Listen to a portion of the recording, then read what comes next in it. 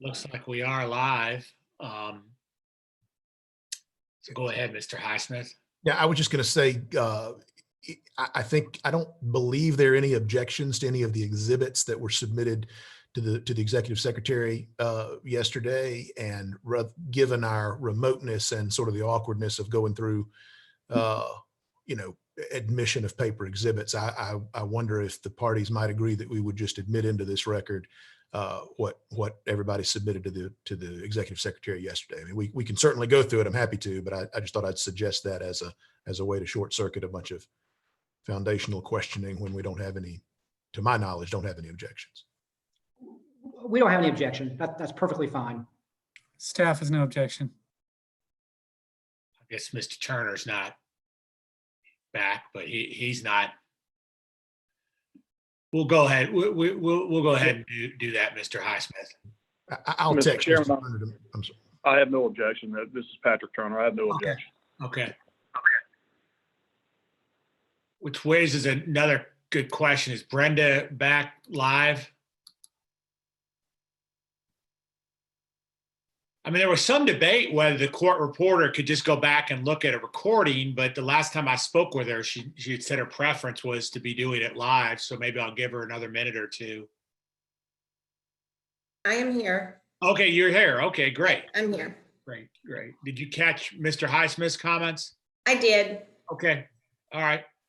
All right. Well, let's, so Mr. Highsmith finished his cross, and so we now have redirect. Thank you. Mr. Nichols, it looks like you may be muted.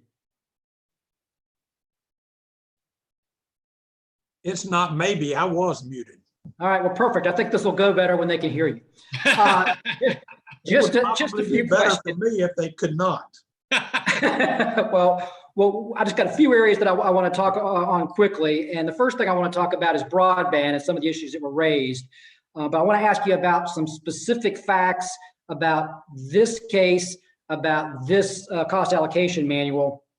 You talked about the history of when, how, and the purpose of Diverse Power and their broadband fiber. And you talked about that, but what I want to be clear on is since 1997, who has borne 100% of those costs? The electric customers of Diverse Power. And obviously there's been a debate, and I think you've ably defended your rationale for the benefited customer cost allocation. But regardless of the debate that's gone back and forth, in the future, in this case, are EMC customers ever going to pay more or bear more of a share than they are right now? No, they're bearing 100% right now. So you can't bear, I don't think you can bear more than 100% of the cost. I understand that. You mentioned it briefly before, but I want to go back to the Public Service Commission's order in this case, which is our Exhibit 2 on page 5, and specifically under section 1 and the numbered paragraph 10. And in there, the commission has said to require an EMC to assign direct costs attributable to its broadband service to its broadband affiliates and to apportion shared costs between energy and broadband services where there is a cost causal link. So given that direction in the Public Service Commission's order, in your opinion, what was the cost causal link for the costs of Diverse's broadband fiber from 1997 to the present? The cause was to be able to utilize it within their electric distribution system. I believe they have 31 substations that are connected through this broadband system that they put together, and they utilize it in order to manage load and other things for all of their members. So that was the cause and the justification for Diverse spending the dollars on their broadband system that they have at the present time. And in terms of Mr. your Tyson, allocation, I hate to interrupt. This is Robert. Max, I'm fearful that our audience can't see us on YouTube. I've just gotten several messages from clients and others that if you're not actually on Zoom, you can't see it. I wonder if we might check that before Mr. Tysinger and Mr. Nichols continue.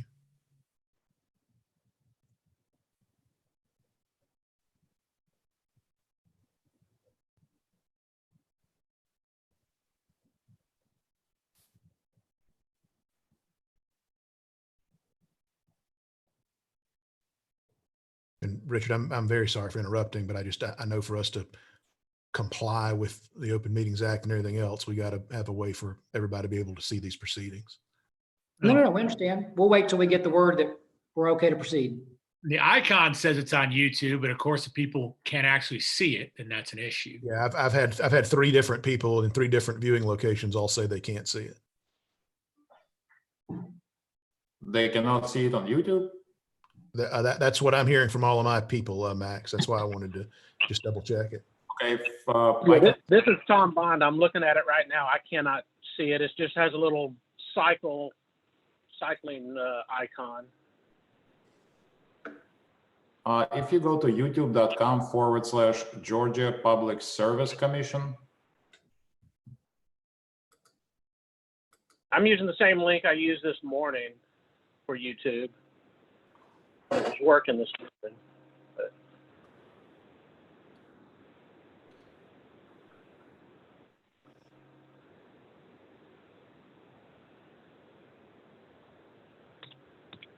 I can see us. If you go live now, I mean, I went to the website and started. right, Yeah, wait.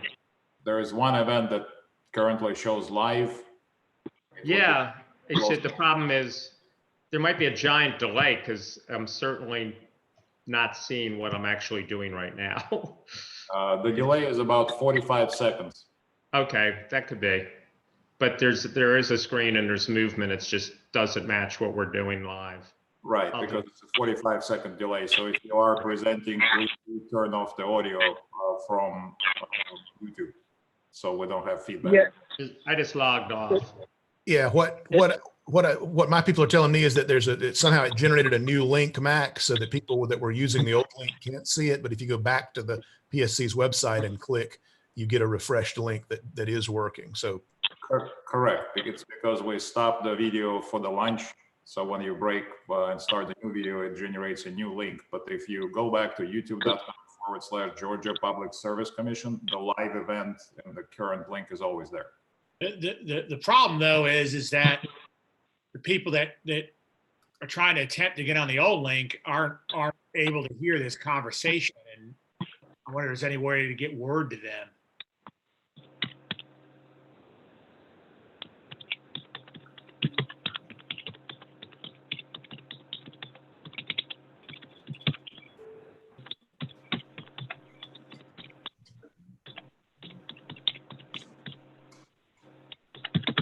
Is Reese around or? Yes, he is. Reese?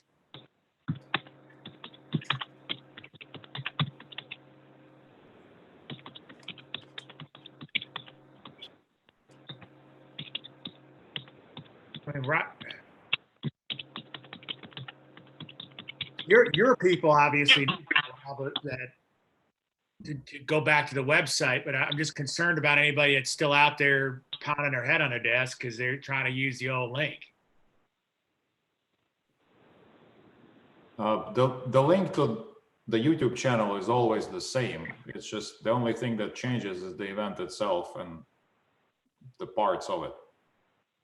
But yeah, I think the problem is if somebody never logged out of YouTube and just expected it to restart, they're not going to see anything. Well, I guess we can just expect them to figure it out and go back onto our website. yeah, for whatever it's worth, Mr. Chairman, all the folks that were messaging me went back to the PSC website and it's now working for them. Okay. All right. Let's go ahead then. Mr. Tysinger, go ahead with your cross. Thank you. I'll go ahead with my redirect. I'm sorry, redirect. No worries. So let's pick back on the issue of your allocation of the number of customers benefited in your opinion, is that consistent with the very first 3 lines of Senate Bill 3, that it allows EMCs to engage in certain activities in order to facilitate the provision of broadband services? The first 3 lines of Senate Bill 2, I'm sorry, yes. yes. And does the cost allocation manual also specifically contain a provision that if at any time the Public Service Commission or if any interested party believes that there should be a change, that they can request that? Yes, that is correct. And as part of the certification process from both the management team and from the independent accountant, are they required to annually certify that based on their opinions of the current condition, if there are changes, that the allocation is reasonable and satisfies the requirements of Senate Bill 2 and any further requirements of the commission? That is correct. There was a quick question last time about how your time was billed or who you billed it to. And I want to direct your attention again to Senate Bill 2 and to line 139 and 167. Are you familiar with that provision from your review, that it requires that an electric membership corporation that has a broadband affiliate that provides retail broadband services shall, and then it continues down in section 5 on 167, develop and maintain a cost allocation manual to be approved by the commission? Yes, so that says that the electric membership corporation has the responsibility. So if that's their responsibility, I should build diverse power. Thank you. I'm going to change a little bit of topic now. I want to ask you some questions. There's been a lot of talk, but because I think you're the only accountant, I want to make sure everybody understands what the uniform system of accounts is, and the specific uniform system of accounts that applies to electric membership corporations that we attached in Exhibit 7. Just explain to everyone what it is. The uniform system of accounts,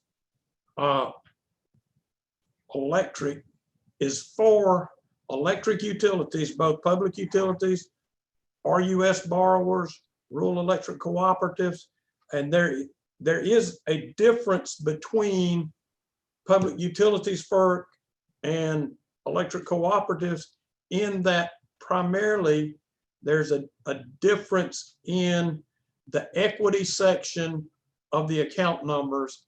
Public utilities have retained earnings, stockholders equity, those type things.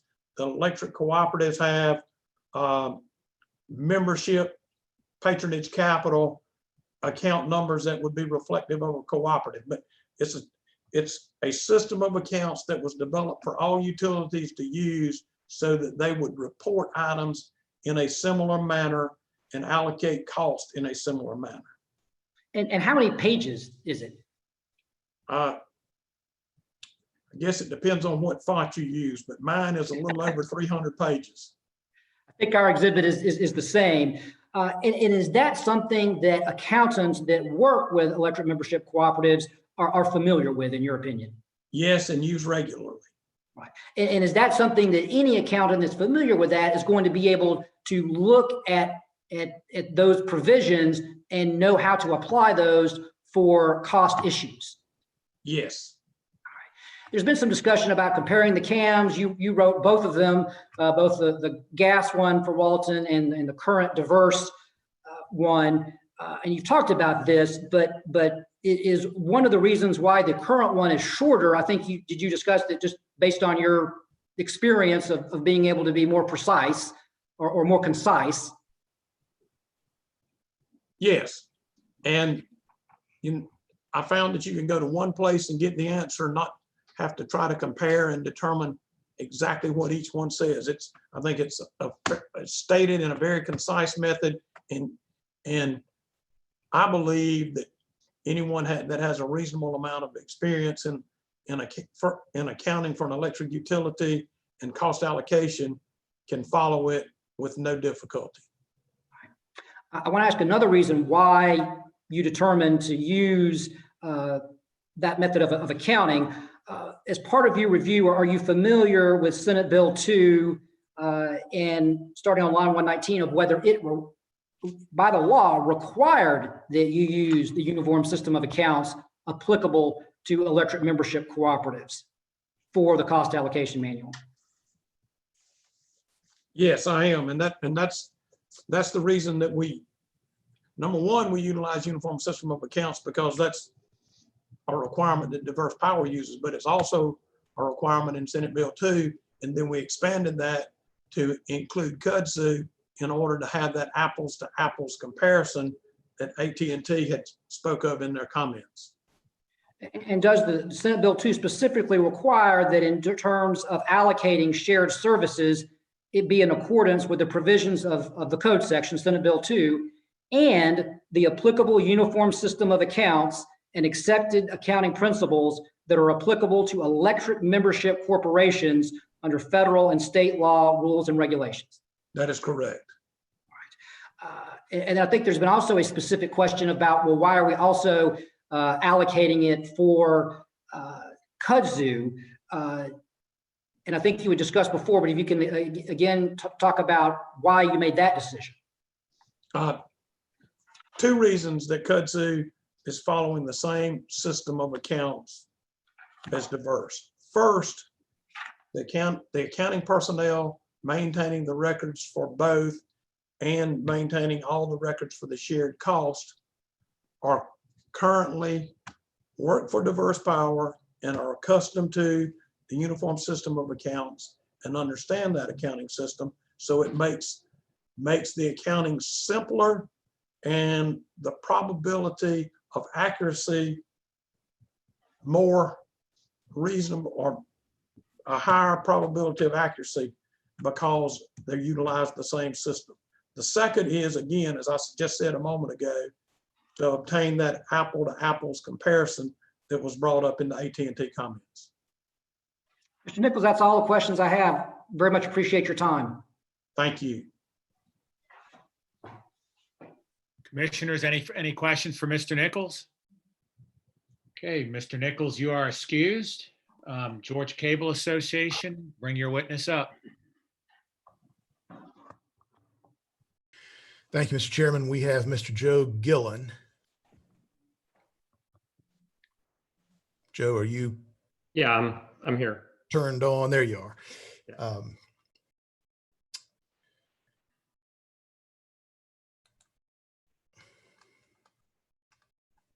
You've disappeared off my screen, however.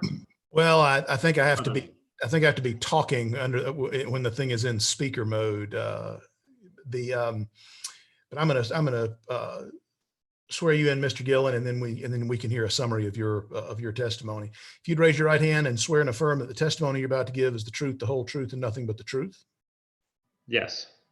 Would you state your full name and business position for our record? Yes, my name is Joseph Galan, although you can pronounce it however you would like. I guess. My business position. I'm going to stick with Joe, but continue. That'll work the best. My business position is I'm a private economist with a consulting practice that specializes in telecommunications. And did you cause to be pre-filed in this proceeding 11 pages of question and answer testimony? Yes. And is that testimony true and correct? Yes. So that if I were to ask you those same questions here on the virtual witness stand today, your answers would be the same? Yes.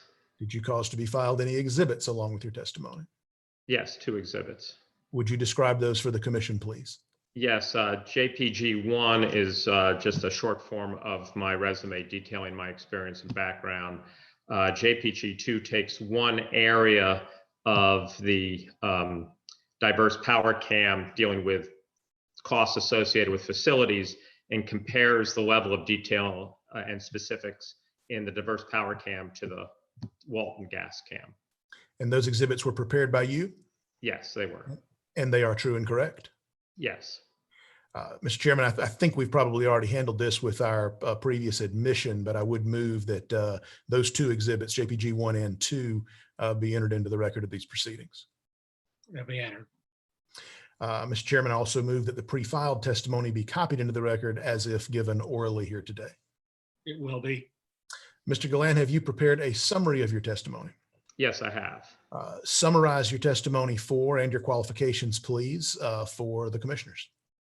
Well, my qualifications are I'm a trained economist in the specialty of public utility economics. I've been doing this generally at first as an energy economist, then later as a telecommunications economist for, I guess, 4 decades. At any rate, that span includes teaching at both Camp Nehru, working on the advisory council for the New Mexico State program. I've given courses at before the regulatory authority in Hong Kong, and at the university or the School of Laws in London. I also am on the board of directors for the Universal Service Administrative Company, which is the organization that collects and distributes all the federal universal service dollars for the FCC. I've been on that for, I guess, about 15 years now, including stints on the audit committee for about 10 years, chairman of the audit committee for 5, and I'm currently the chairman of the board. And would you summarize your testimony, please, for the commissioners? Yes, I'll try to be very brief and get right to the point. The testimony makes 2 points. The first point, which I don't, until I saw this hearing, I don't think should have actually be a debatable point, and that is that there's not that great a level of detail. In fact, there's quite a lack of detail in the CAM filed by Diverse Power. There's considerably more detail in a cost allocation manual filed by Walton. I don't want to make it sound like I'm testifying that the Walton CAM is perfect, but what I am suggesting to the commission is that once you've established a floor for a CAM in terms of level of detail, you shouldn't come below that.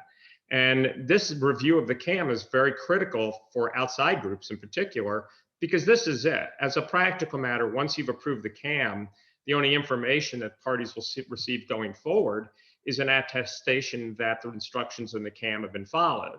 So the only opportunity you have to have any sense of what kind of cost allocations are going is dependent on the level of detail in the CAM.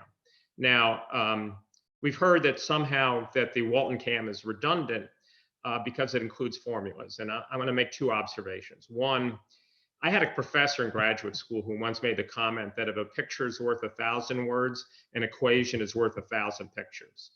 And that's absolutely true. Equations don't leave room for interpretation the way narratives do.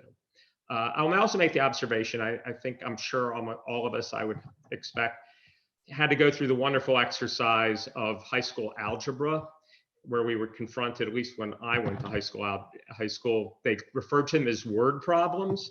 And the first step of solving a word problem was always you took the narrative and reduced it to an equation. Well, the reality is that's the hardest part of solving a word problem, is figuring out how do you translate a narrative into an equation.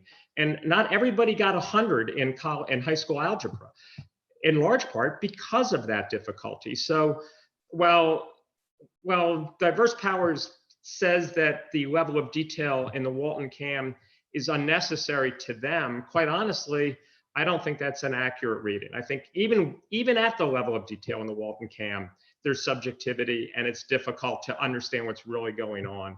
But I think all you'll have to do is compare Mr. Nichols' description of some of the things that he says the Diverse Power CAM are, quote, clear on, unquote, to see that no, it wasn't clear at all, even when he was describing what it was requiring, that you could find those instructions. So for those 2 reasons, those 3 reasons really: 1, it's more clear; 2, it maintains a higher standard by the commission, not continuously weakening the CAM requirements, but instead using the most detailed one as a floor and requiring other CAMs to meet that level of detail, and recognizing this is it. This is the only opportunity that most of us will have to really have any insight into the cost allocations.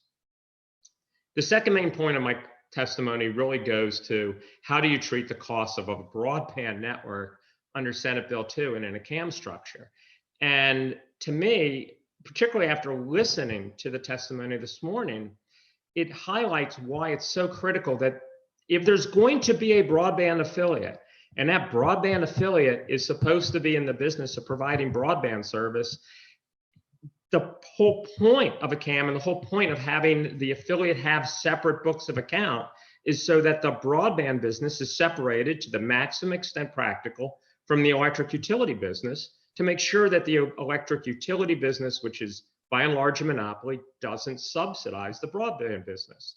Now, I recognize that the party sponsoring my testimony is the cable companies, and that part of their concern is that this is going to establish the precedent, and that areas where they're competing with a broadband affiliate, they don't want to be unfairly disadvantaged.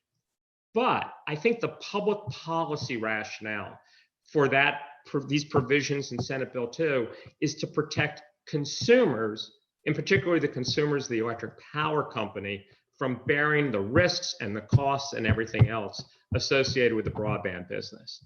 If going into the broadband business is a good decision, they can benefit, but I think those provisions are there to try as a consumer protection.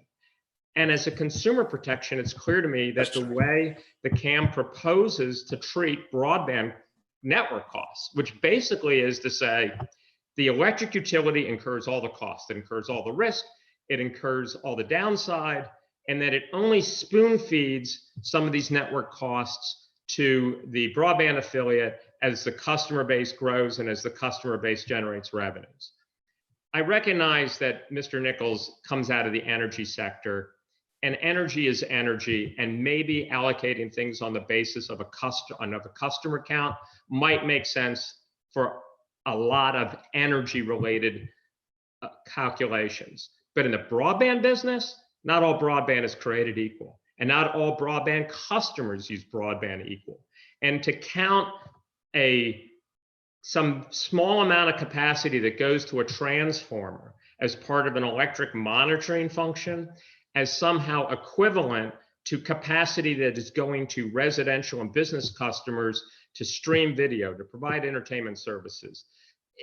They're completely different uses. You can't normalize by the number of customers, particularly in the formula that they're presenting, which is you look and make a claim that, quote, customers are benefiting.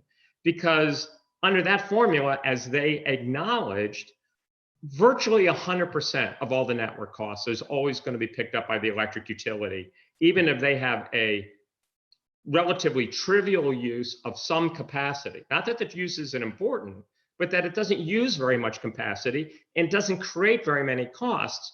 And yet on the other side of the equation, running a broadband network should be the fundamental business of the broadband affiliate.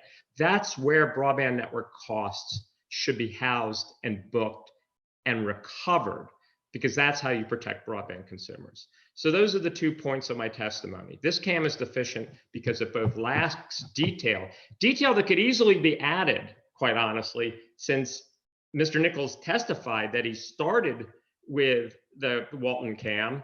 And quite honestly, we wouldn't be having that part of my testimony if he hadn't spent his time deleting sections of it. And then secondly, and perhaps more fundamentally and more overridingly, if that's a word, readdressing the whole question of how do you treat broadband costs when you're setting up a broadband affiliate? And my testimony is that if the whole purpose of a broadband affiliate is to be the entity, the business entity that incurs those costs, carries those risks, finds the customers and tries to turn a profit so that the customers of the electric utility aren't asked to subsidize the entry of the power company into the broadband business. That concludes my summary. Robert, you're on mute.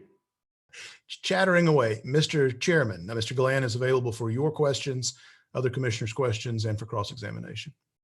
Commissioners, any questions for Mr. Galan? Okay, Georgia Public Service Commission. No questions, Mr. Chairman. Diverse Power. Thank you. Just a few questions. Mr. Galan, did I get that right? Yes. Okay. Just a few questions about your background.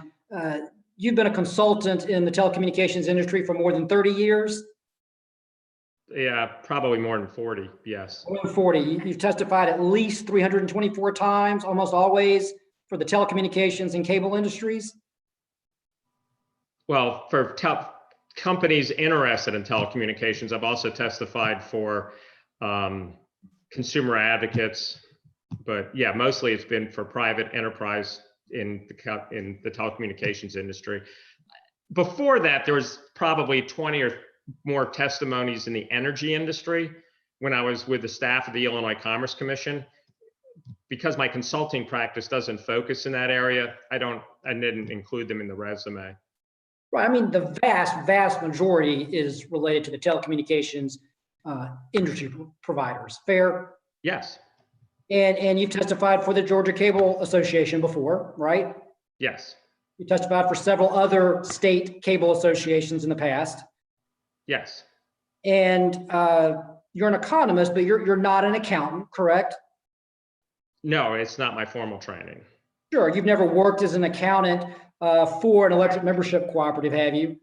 No. As I mentioned, though, I was chairman of the audit committee, and when you're the chairman of the audit committee of a corporation that collects and disperses $4 billion a year in universal service support, over the years you pick up quite a bit of practical knowledge in accounting. But I do not hold myself out as to be an accountant. I'm trying to be even a little more specific here, not just your general or whatever knowledge you have in accounting, but specifically, you don't have any experience in the specific accounting principles applicable to electrical membership cooperatives. That's fair. Not an electrical membership cooperative per se, because they were not regulated by the Illinois Commission. But when I was on the staff of the Illinois Commission, I did a number of cost of service studies. So the principles of allocation are in the investor-owned utility sphere are quite, I would think, virtually the same, with the exception of the way the entities are funded and owned. But that would have been my background. I'm sorry, are you finished? That's where that would have been my practical experience in the energy side of cost allocations. But again, as an economist, not as a accountant. Correct. Fair? And you've never drafted a cost allocation manual that's been submitted to and approved by the Georgia Public Service Commission, have you? Correct. And let me ask you a few questions about broadband cost allocations. And the first thing I want to talk about is the uniform system of accounts. In your filed testimony, you had questioned the use of the electric use of uniform system of accounts, correct? In the cost allocation. That's not accurate. I pointed out that, in fact, I believe that when I referenced it, I indicated I specifically was not addressing what additional issues, if any, came about from using an energy system of accounts for a broadband company. Well, my question was that you had questioned, you weren't sure, I think you put in your footnote that you didn't know why they had done this. Is that fair? Without explanation, they had decided to use the uniform system of accounts. Isn't that in your footnote? Yes. Okay, that's all I'm asking. And are you aware that Senate Bill 2 specifically requires legally in the cost allocation manual that it allocate cost in accordance with uniform system of accounts and generally accepted accounting principles that are applicable to electric membership cooperatives under federal and state laws and regulations? Fair?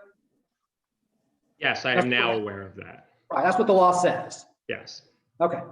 And I think you've heard the prior testimony that in terms of its application to kudzu, that there was actually a request from an intervenor, AT&T, because of an apple-to-apple comparisons to try to decrease cross-subsidization, to have the same set of books and the same accounting principles apply to both the EMC and to the broadband affiliate.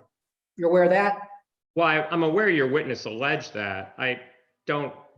AT&T has been silent, so I don't really know whether they said that or not. I can tell you, though, that if you apply the same accounting structure to two firms that are completely different, and these are different firms, you don't end up with an apples to apples comparison. So even if AT&T used that phraseology, it was ill-advised, because just because you use the same accounting system, if the businesses are fundamentally different, you're not getting apples to apples. Did you review AT&T's brief that was submitted in this matter? Earlier on, yes, I did.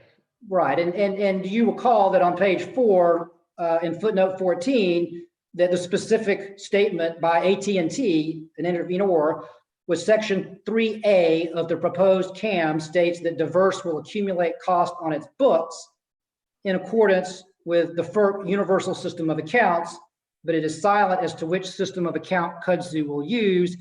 AT&T Georgia assumes that kudzu will also use FERC's universal system of accounts. As such, an apple-to-apples approach will facilitate review of compliance with the CAM by the commission, staff, and parties. That was AT&T's view, correct? If what you read to me was correctly read out, which I have no reason to dispute, then that's what it says. But I will tell you that's not what I would say, and I think they're fundamentally wrong. Well, I understand you're disagreeing with the other parties. I just want to make clear what AT&T's position was and why the specific decision was made to allocate it in that way in the cost allocation manual. All right, let's talk a little bit more about, there's been a lot of talk about principles and those sorts of things, you brought principles, but I want to ask you some questions about this case and this cost allocation manual. First, you're aware that under Senate Bill 2, every single electric membership cooperative that must submit an individual cost allocation manual based on their unique business situation. Are you aware of that? Why, they're all required to submit a CAM if they intend to form a broadband affiliate, yes.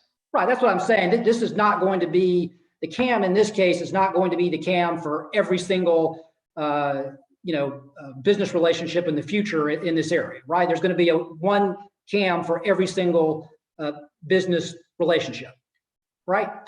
Well, there'll be a CAM for each business relationship, but I think, as we've already seen in this case, we started with a more detailed CAM that was then used as the model, and then it was shrunk and made less clear. And I would expect the next person to come along who is going to say, well, why should I provide any more detail than what the commission approved for diverse power? So while it is true, everybody has to file a CAM if they want to form a broadband affiliate and use Senate Bill 2, we already know that people are likely to look at CAMs that came before them to provide a model and guidance. And right, that's exactly one of the reasons why I don't think the commission should approve this one. Sure, but the commission is going to have an opportunity to look at every single CAM that's submitted, and the commission must approve every single CAM that's submitted, right? Yes, I just find it'll be more difficult for the commission to impose requirements on the next guy after they approve this one, if they were to do it. Well, let's talk about the specific facts in this case. You heard the prior testimony. You're aware that in terms of how this transaction happened, that the broadband equipment, specifically the fiber backbone that we've talked about in this case, has been being built and used since 1997 solely for diverse. You're aware of that? I heard what he said, yes. Right. And but that's not, the CAM doesn't limit itself to that network as it exists today. I mean, if the CAM said that the following network asset that exists today and is used exclusively by diverse will continue to be used exclusively by diverse and therefore charged directly to diverse, my comments wouldn't be relevant. But the CAM does not say that.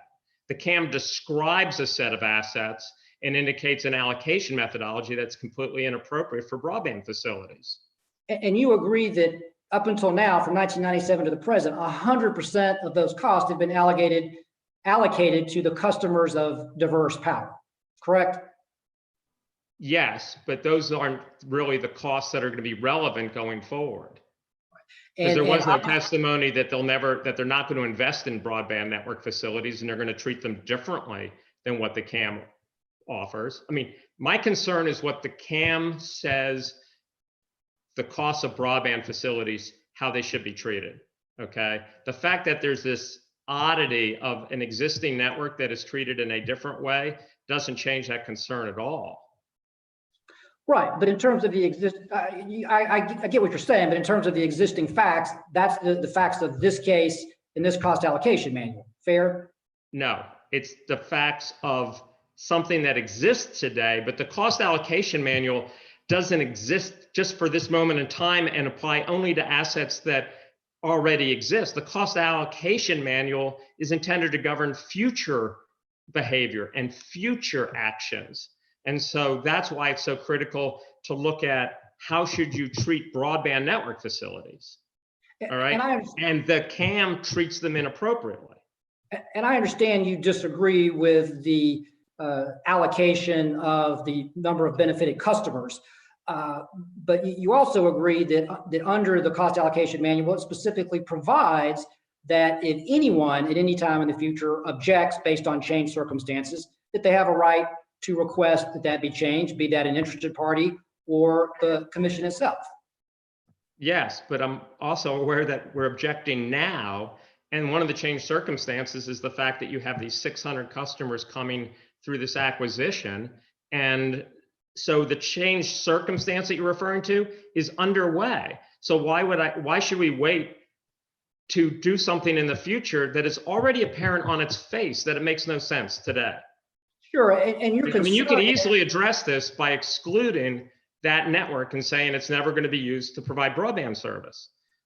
But that's not what's going to happen here. I mean, it makes no sense for Diverse to create a broadband affiliate to go out and acquire broadband customers and file a CAM that has a description of a complete broadband network and then allocate it in a completely inappropriate way and say, well, this is okay because based on some investment that exists that is not relevant to the formation of a broadband affiliate, you don't have to worry. You know, quite the contrary. This doesn't make any sense, period. Let me ask you this one last question on this area. You agree that in this case, under these facts, it is impossible for the Diverse Power Electric Membership Corporation customers to pay any more than they're paying now, right? The only option is for it to be less. No, because there is no way that you're not going to make additional investments. So just because the network exists today, which as it was described doesn't even make any sense, all right? But I'm going to accept for a moment that Mr. Nichols actually was accurate in his description, that Diverse Power deployed a fiber network, but Diverse Power didn't light it, somebody else did.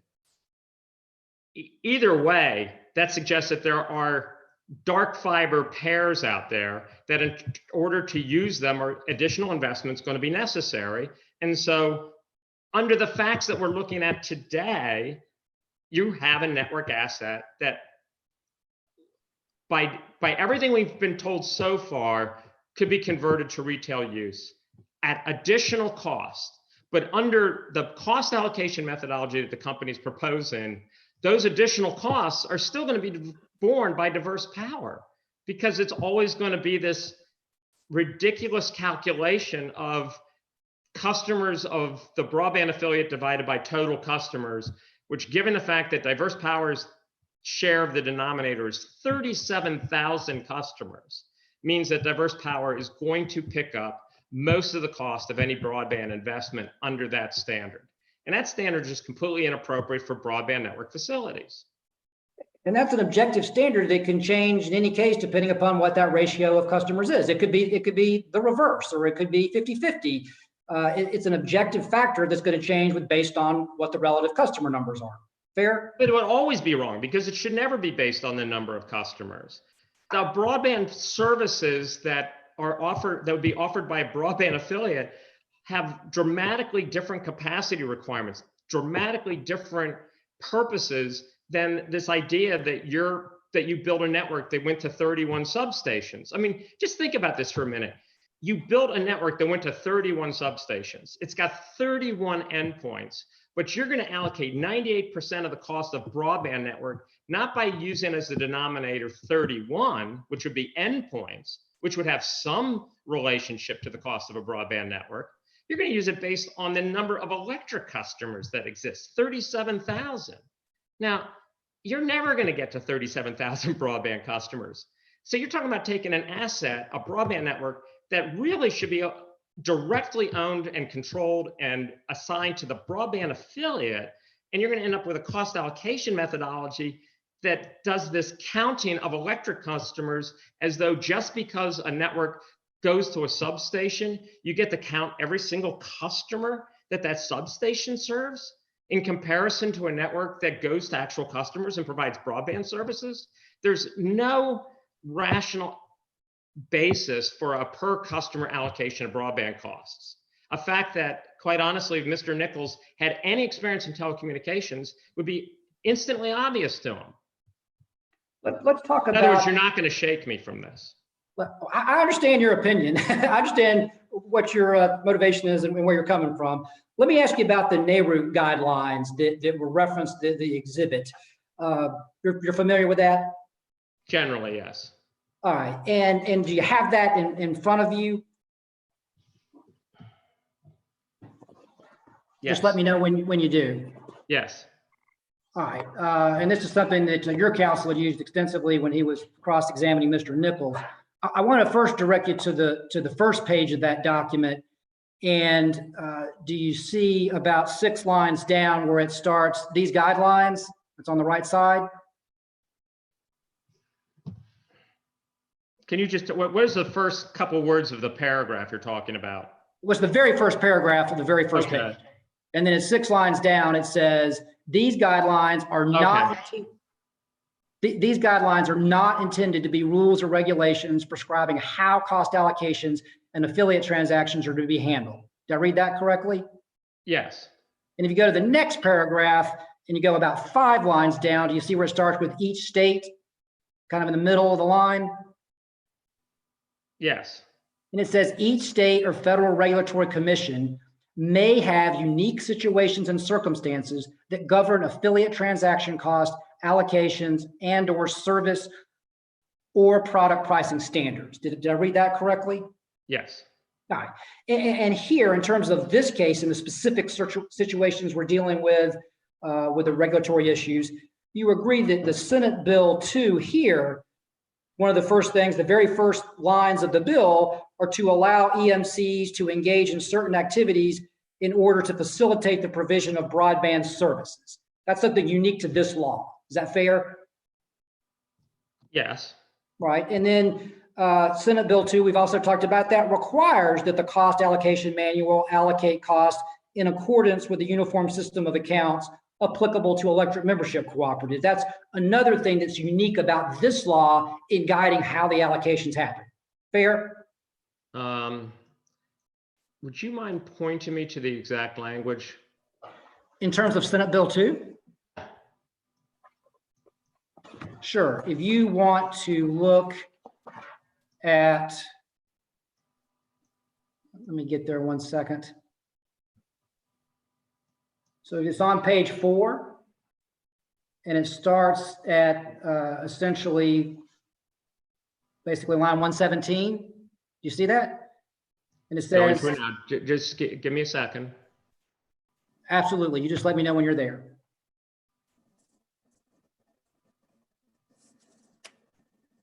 Okay. And you see on line 119, it says that they must fully allocate all costs of electricity service activities and broadband service activities, including cost of any shared services between electricity service activities and such broadband affiliates broadband service activities in accordance with A, the provisions of this code section, and B, the applicable uniform system of accounts and generally accepted accounting principles that are applicable to electric membership corporations under federal and state laws, rule, and regulations. That's the unique law that governs allocation issues in this case, right? Yes, although I think it's also fair to say that I think it's a dramatic overstatement to claim that the uniform system of accounts is an allocation methodology. It has some allocations discussed in it in a few places, but it's really it's a chart of accounts that tells you how to book and where to book different expenses. It is not a CAM. So the reason I wanted you to direct me to the specific language is that in your question, I think I hear an overemphasis on the suggestion that the uniform system of accounts somehow gives you allocation methodologies, which I think is an unfair reading of what the uniform system of account fundamentally is. I'm just asking if that's what the law states. Did I read it correctly? Law states, yes. Okay, that's all I have. Thank you.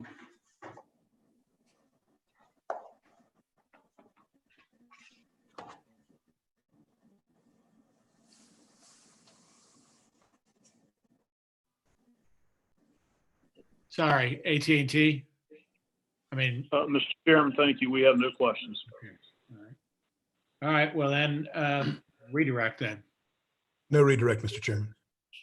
Okay. Commissioners, any further questions for the witness? Okay, you're excused. Mr. Chairman, Go ahead, Mr. Commissioner Shaw. Mr. Chairman, I just want to add that, y'all have all heard me say this, but as someone who lives in rural Georgia, there is not anything more important than, bringing the broadband capabilities to our rural citizens of this state. And when I was in the legislature, I know we started talking about this. This became that number one issue several years ago. And I know, we've heard a lot about some assistance on the federal level, and Mr. Geelan, in reviewing your testimony and looking at your background, it's obvious that you've got a lot of experience, particularly with your role with the FCC. And I was just curious if you had any knowledge that you could share of recent happenings that might, just to clarify what's going on the federal level with regard to some assistance. Because I know, going back to what I said, when I was in the legislature and we started talking about working with the EMCs and letting them get into the broadband business or clarifying the law so that they could, one of the things that we were hearing on the federal level with the proposed, at that time, all the proposed funding coming down from the Farm Bill, that there was some incentives to allow these EMCs to get into the broadband business with regards to being eligible for that funding. And as we've seen in Georgia so far, with six of our electric co-ops have applied for the federal funding, all of them denied. What is going on the federal level? Is there anything happening that might, just help with that burden that we're having right now with being able to get some of that funding? And I'm not just talking about EMCs. I'm talking about any communication company that's trying to get some of that money. Yes, Commissioner, thank you.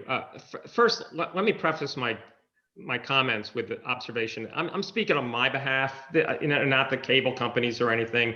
Okay. I take very seriously the role of being an expert witness, of providing expert analysis that is mine to own. And part of what I will own is the fact that I'm very vested in getting broadband into rural markets throughout the United States. I don't think we've met before, but I lived in rural Montana for a number of years, and I know how important rural broadband is to economic development and everything else. In terms of what is going on at the federal level, the FCC had historically earmarked all of its universal service subsidies to give to incumbent local telephone companies to deploy broadband networks. And, I've always been troubled by that, because nobody asked the railroad company, when we needed an interstate highway system, nobody said, let's give all the money to the railroad industry and have them build the highways, right? They recognized that it was a different technology, there were different opportunities, and that the funding should go to see who can go out and do the most for the least. Well, the FCC is finally taking the lion's share of the universal service support that it has traditionally given to large incumbent telephone companies. Maybe this will get a rise from Mr. Turner. In Georgia, it would have been largely AT&T, Windstream, those companies. And instead of giving it to them, is going to run an auction that will start in October. That will make available nationwide $1.6 billion a year to whoever can bid and make proposals that basically shows the FCC, hey, in my proposal, I am willing to take less money to do more than other people that are bidding. And I fully expect the FCC did a trial of this type of structure in July of not last year, but the year before.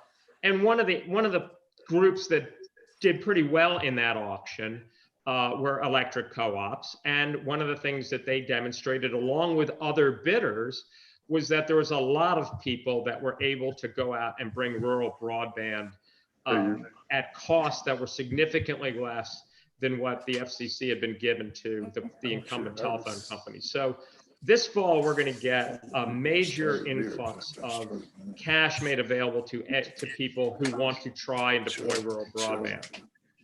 The other thing that I will tell you that I think is very, very promising that is almost going to sound like science fiction.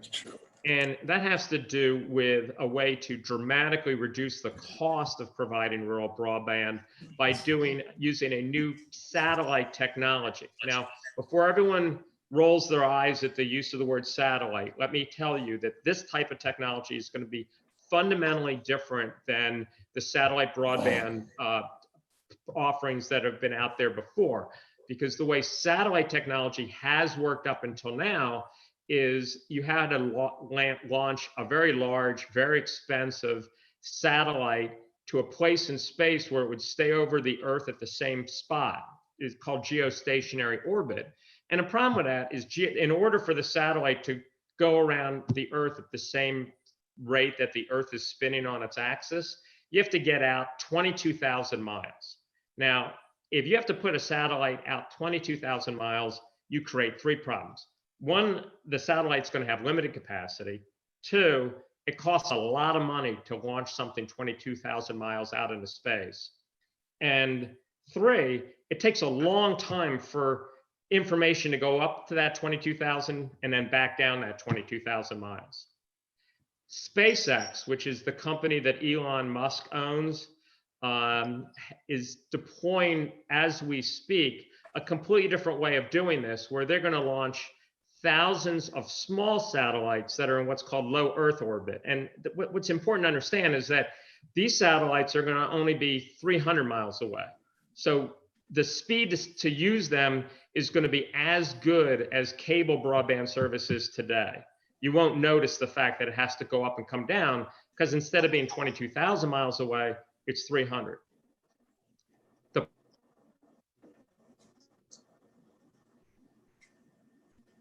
problem that to the Earth, your satellite has to go much faster than the Earth spins. So the satellite would come up over the horizon, be above you, and then drop.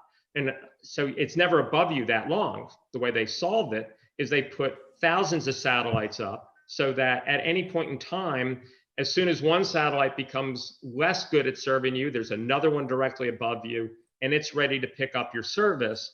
And and this is the part that makes it sound like science fiction, because there's so many of these satellites. If you think about it intuitively, it's kind of like today when you use your cell phone, you move, but the cell tower has fixed, right? And the cell towers are always figuring out which cell tower gives you the best service, and it hands you off without you really noticing. This technology works where you're fixed, but the cell tower, which is the satellite, it's always moving, and the satellites are always figuring out which satellite gives you the best broadband service. That technology is going to become operational this year. SpaceX launches 60 of these satellites at a time. SpaceX has perfected the ability of having the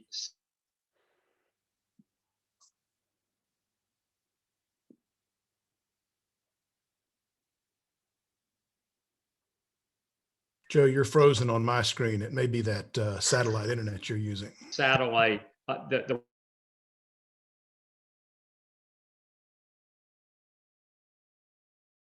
I think Joe is having an issue with his internet connection.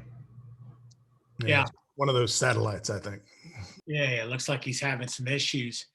I blame Elon Musk. I'd ask if you had any more questions for him, but we may have There, lost he's him. back. Well, I think am I back? Because, and I Yes. apologize for that. I am not using satellite internet.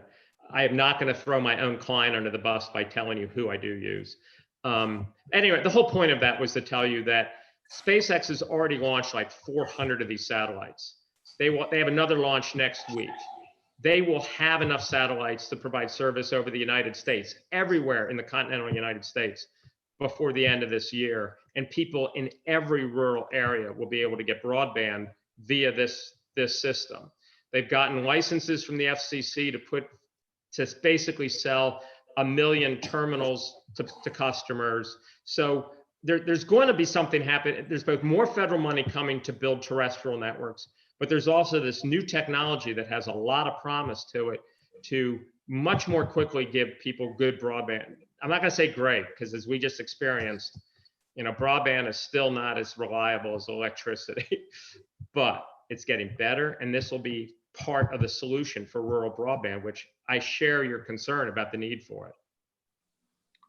Well, I don't think we've ever seen the need any more pronounced than it has been in the last few weeks. I'm speaking from experience. My kids, I'm fortunate here in town where the office is to have, good internet, but at the house, it's 3 megabytes and it comes on and off. My kids, it's impossible for kids down here right now to really participate in these online learning opportunities that, like my nieces and nephews in the metro area, the first week school was out, they were doing 4 hours of virtual classroom every day.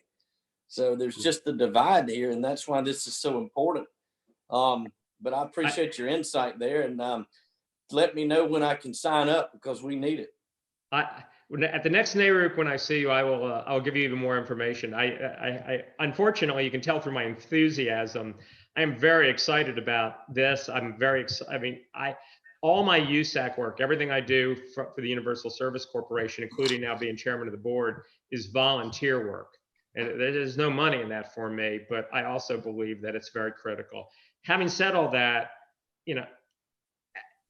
it still doesn't justify the way the broadband costs are being treated by diverse.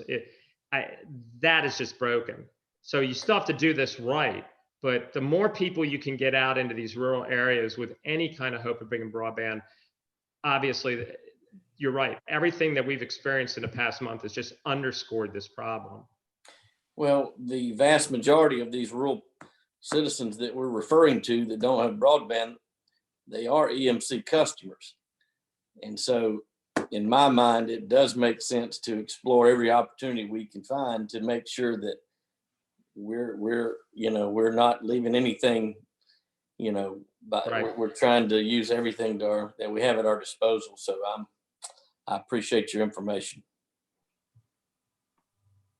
Anything else for the witness? All right. Mr. Chairman, Go ahead, Commissioner.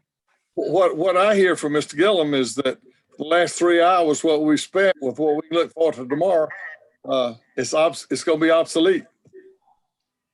There's some risk that making an investment in building a fiber network in a rural area, it may not be the right market solution.